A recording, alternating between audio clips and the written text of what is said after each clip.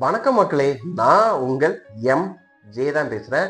So இன்னைக்கு நம்ம சேனல்ல பார்த்தீங்கன்னா ஒரு சுவாரஸ்யமான தகவல் தாங்க பார்க்க போறோம். அதாவது நடந்து முடிஞ்ச 2026 சட்டமன்ற தேர்தலில் பார்த்தீங்கன்னா எல்லாருமே எதிர்பார்த்த மாதிரி தமிழக வெற்றி கழகத்தோட தலைவர் தளபதி விஜய் வெறித்தனமா மாஸ் காட்டி 108 தொகுதிகளில் வெற்றியை சூடியிருக்கிறாருங்க. இது பார்த்தீங்கன்னா மற்ற கட்சிகள் டிஎம்கே, ஏடிஎம்கே, அது போல பார்த்தீங்கன்னா காங்கிரஸ், எல்லா கட்சிகளுமே பார்த்தீங்கன்னா பேர் அடியாதான் இருந்துச்சு.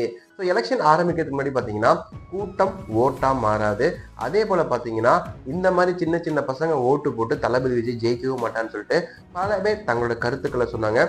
மிகப்பெரிய மீடியாக்களும் கருத்து கணிப்புகளை தளபதி விஜய் 3வதா தான் வருவார்ன்ற மாதிரி சொல்லிட்டு இருந்தாங்க.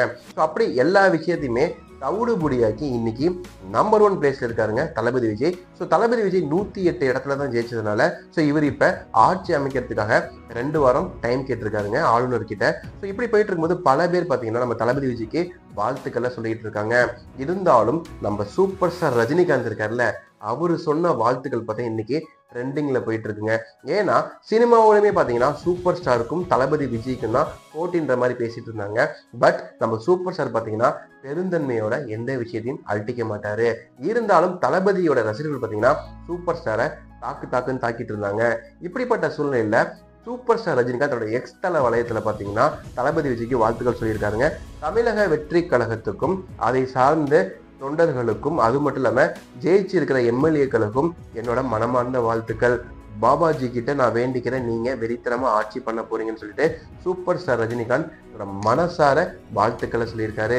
சூப்பர் ஸ்டார் சொன்ன வாழ்த்தை கேட்டதுக்கு அப்புறம் தளபதி விஜயா இருந்தாலும் சரி, அவரோட ரசிகர்கள், அதே போல சட்டமன்ற உறுப்பினர்கள் எல்லாருமே பாத்தீங்கன்னா சந்தோஷத்துல உச்சிக்கு போயிருக்காங்க. 2 பேரும் 2 துருவங்களா இருந்தாங்க. சூப்பர் ஸ்டாருக்கும் அதே போல சூப்பர் ஸ்டார் ரசிகர்களுக்கும் பாத்தீங்கன்னா தளபதி விஜய் ஆகாதுன்னு சொல்லிட்டு இருந்த இந்த நேரத்துல சூப்பர் ஸ்டார் சொன்ன வாழ்த்து பாத்தீங்கன்னா தளபதி விஜய்க்கு மேலும் ஒரு பூஸ்டர் கொடுத்துருக்குங்க. ஸோ இப்படிப்பட்ட நேரத்துல சூப்பர் ஸ்டார் சொன்ன வாழ்த்து பத்தின உங்ககிட்ட கமெண்ட்ல போடுங்க. இந்த லைக் மேல் நிமிஷம் மறக்காம சப்ஸ்கிரைப் பண்ணுங்க.